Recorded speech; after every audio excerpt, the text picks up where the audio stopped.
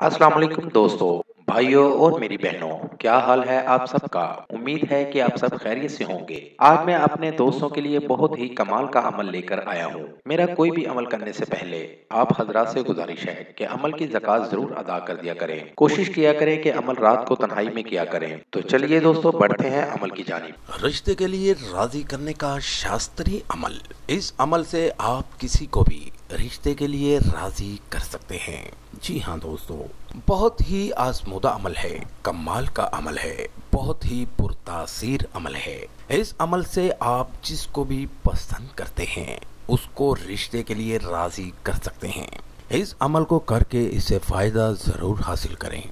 अमल का तरीका। नाज़रीन, आपने अमल पाक साफ होकर करना है। इस अमल को करने में कोई मुश्किल नहीं है, बहुत ही आसान अमल है। अकेले तन्हाई में अमल को करें। अमल करने का जिक्र किसी से मत करें वरना अमल असर नहीं करेगा। तन्हाई में बैठकर एक मुट्ठी किशमिश की अपने हाथ में रख कर आंखें बंद करके ये मंत्र पढ़ें। 4436 बार आपने ये मंत्र पढ़ना है।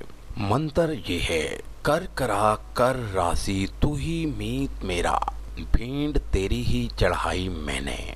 नाज़रीन, इन अल्फाज को आपने 4436 बार पढ़ना है और किशमिश पर दम कर देना है।